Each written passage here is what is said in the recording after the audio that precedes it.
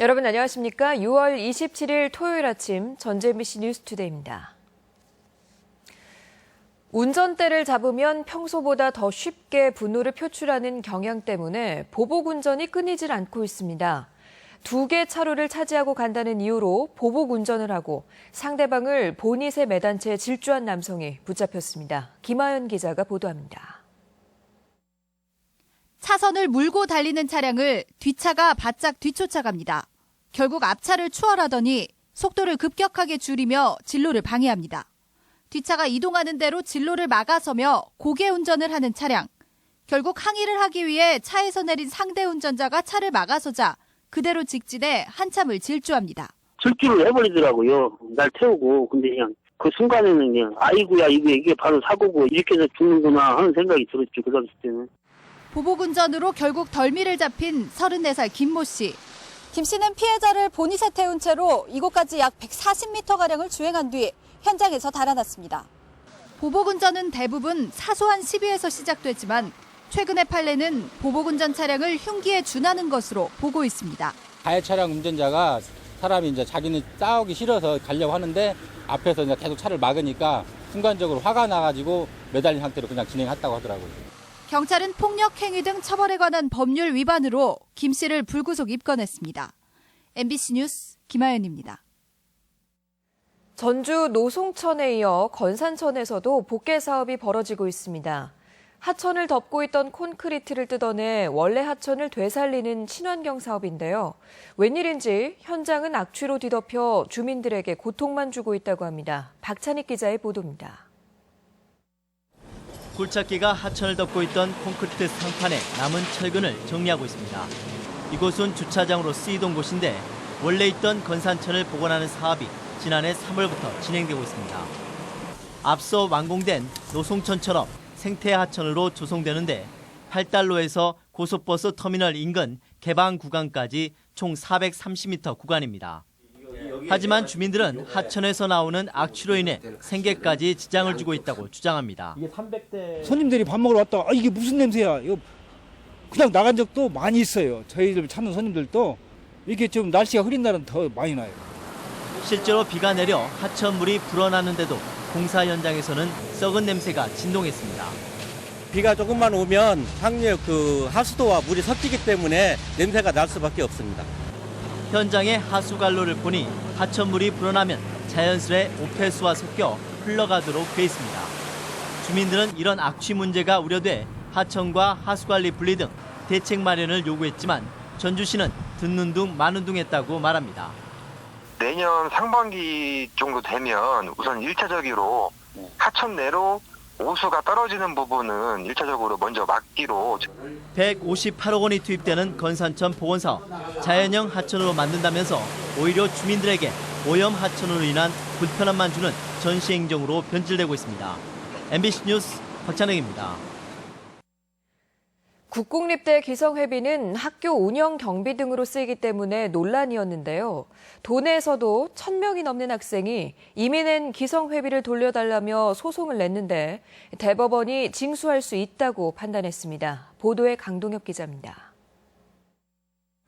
국공립대 등록금의 80%를 차지하는 기성회비는 수업료와 달리 학교 운영 경비 등으로 쓰입니다. 이 때문에 기성회비 징수 근거가 없다며 학교 측을 상대로 학생들이 제기한 반환 소송이 전국적으로 잇따랐습니다. 도내에서도 1,000명 이상이 전북대와 군산대 등을 상대로 납부한 수십억 원 규모의 기성회비를 돌려달라는 소송을 제기했습니다. 1, 2심에서는 학생들이 잇따라 승소했습니다. 하지만 대법원은 1, 2심을 뒤집고 학교 측의 손을 들어줬습니다. 기성회비 징수가 학생과 학부모의 동의로 교육시설을 이용하는 대가로 이뤄져 문제가 없다고 판단했습니다. 학생들은 납득할 수 없다며 불만을 나타냈습니다. 분명히 법적 근거 없이 징수했다고 원심 판결이 나왔었는데 대법원에서 또 파기가 돼버려서 소송한 입장에서는 조금 어리둥절할 수밖에 없네요. 반면 소송을 당했던 전북대와 군산대는 안도의 한숨을 쉬었습니다. 대법원의 판결로 최소한 70억 원 이상으로 추정되는 기성회비를 물어주지 않게 됐고 수십억 원대의 가압류도 해제될 전망이기 때문입니다. 청구했던 내용들을 우리가 만약에 다 지출을 하게 되면 그 비용을 가지고 있을 수가 없잖아요. 그러니까 여러 가지로 어려운 부분이 있을 수가 있었는데 대법원 판결로 기성회비 논란은 사라지게 됐지만 갈수록 치솟는 대학 등록금으로 인한 학부모와 학생들의 걱정은 계속될 수밖에 없게 됐습니다. MBC 뉴스 강동엽입니다. 장마철을 맞아 인삼 병해충 발생과 침수 피해 예방에 주의가 필요합니다. 전라북도 농업기술원은 김제, 정읍 등 도내 평야 지역 인삼 농가에서 탄저병과 전무니병이 발생했고 장마철에는 준산간 지역까지 확대될 우려가 높다며 주의보를 내리고 철저한 방제를 당부했습니다. 도 농업기술원은 특히 병해충에 대한 예방 위주의 방제와 함께 배수로를 정비해 침수 피해에 대비해야 한다고 밝혔습니다. 익산 택시기사 살인사건 재심 결정에 검찰이 항고하면서 재수사를 장담할 수 없게 됐습니다. 법원이 재심 결정을 내린 익산 약촌 오거리 살인사건의 경우 공소시효가 8월 9일이어서 검찰의 항고에 대한 대법원의 심리가 지연될 경우 사건을 재수사할 수 있는 시간이 절대적으로 부족해 미제 사건이 될 가능성이 높습니다. 다만 대법원이 검찰의 항고를 기각하고 재심 결정을 확정할 경우 복역한 최모 씨에 대한 재심이 이뤄져 유무죄를 다시 판단할 수는 있습니다. 김제 메르스 환자에 대한 바이러스 검사 결과 최종 음성으로 확인됐습니다. 전라북도 보건당국은 전북대 병원에 입원 중인 김제 메르스 환자에 대한 2차 검사 결과 음성으로 확인돼 이 남성이 바이러스를 이겨낸 것으로 최종 확인했다고 밝혔습니다. 보건당국은 메르스 바이러스 검사에서 최종 음성으로 확인되더라도 당분간 폐렴 등 합병증의 완벽한 치료를 위해 퇴원을 보류하고 격리 치료도 계속한다는 계획입니다. 한 주간의 문화 소식을 전해드리는 시간입니다. 오늘은 전국 각지에서 온 연극단의 작품을 감상할 수 있는 소극장 열전과 완주에 개관한 술박물관을 소개해드립니다. 이경희 기자입니다.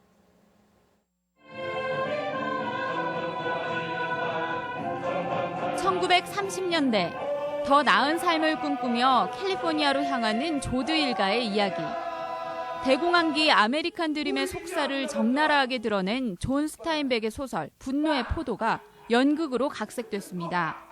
1930년대의 이야기이고 그때 배경으로 나온 작품인데도 지금과 너무 맞닿아 있고 올해로 4회째를 맞는 대한민국 소극장 열전이 시작됐습니다. 대구와 광주, 안산 등 전국 8극단이 전국을 돌며 릴레이 공연을 펼치는 기획으로 전주에서 각기 다른 세계 연극 작품을 확인할 수 있습니다.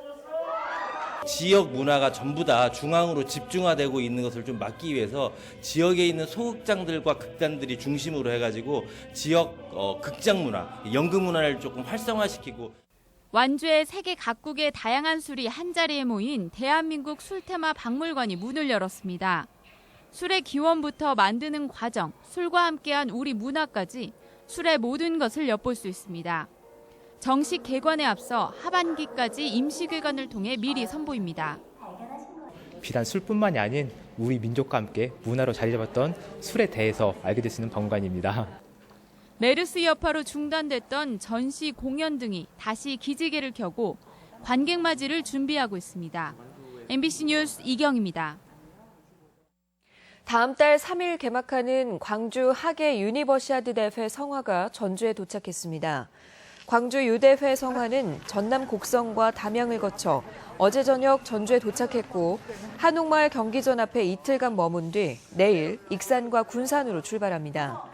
2015 광주 하계 유대회는 전 세계 170여 개국 2만여 명의 선수와 임원이 참가하는데 도내에서도 정읍과 고창에서 축구 등 일부 경기가 펼쳐질 예정입니다. 고창군 동호와 90호 해수욕장이 다음 달 2일 문을 열고 관광객을 맞이합니다. 고창군은 해수욕장 진입로 공사와 화장실 등의 편익시설 정비를 마쳤고 피서객들의 안전사고 예방을 위해 해수욕장에 종합상황반을 운영할 계획입니다. 가족 단위 피서객들이 많이 찾는 동호 해수욕장은 경사가 완만하고 모래사장의 수심이 얕으며 90호 해수욕장은 소나무 숲이 잘 어우러져 오토 캠핑족들에게 인기가 높습니다. 누리과정 예산을 담은 도교육청의 추경안에 대해 도의회가 의안 제출 예외 조항을 적용하기로 했습니다. 도의회 김광수 의장은 도교육청은 정례회 개시일 7일 전인 이달 말까지 지방채 발행 요청안과 추경안을 제출해야 하지만 시일이 촉박한 만큼 정례회 개시일까지만 접수를 하면 절차를 진행하겠다고 밝혔습니다. 한편 도의회 교육위원회는 교육청이 누리과정 예산을 편성한 추경안을 제출하더라도 1차 추경안 심사 때 밝힌 부결 사유를 해소하지 않는다면 심사가 어려울 수 있다고 밝혔습니다. 이어서 우리 지역의 각종 행사와 문화 소식을 안내해드립니다. 무형문화재 명인들의 삶을 재조명하는 토요 상설 공연이 오늘 국립무형유산원 대공연장에서 펼쳐집니다. 우리춤 작가전 젊은 춤판이 오늘 우진문화공간 예술극장에 마련됩니다. 메르스 여파로 중단된 우리가락 우리마당 야외 상설 공연이 오늘 도청 야외 공연장에서 재개됩니다. 이탈리아가 추천하는 영화 더 디너가 개봉을 앞두고 오늘 익산 공공영상미디어센터에서 무료 시사회를 갖습니다. 한국서협 익산지부전이 오늘부터 7월 1일까지 익산 솜리문화예술회관에서 열립니다. 제7회 도민과 함께하는 전북 문인대동제가 오늘 한국소리문화의 전당 국제회의장에서 열립니다. 국립무형유산원은 오늘 다채로운 무형유산 체험교실을 운영합니다. 전라북도와 전북농협은 오늘 전기안전공사 옆에서 혁신도시 로컬푸드 토요 직거래 장터를 운영합니다.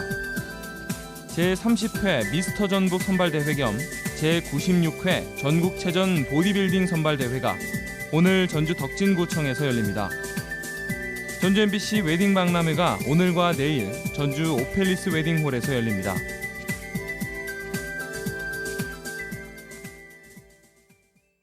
끝으로 오늘 날씨 전해드립니다. 주말인 오늘 전라북도 지역은 흐린 뒤 낮부터 구름이 많겠고 대기 불안정으로 오후 한때 소나기가 오는 곳이 있겠습니다. 예상 강우량은 5에서 20mm며 낮 최고 기온은 26도에서 28도의 분포로 어제보다 높겠습니다. 바다 물결은 서해남부 전해상에서 0.5에서 2m로 일겠습니다.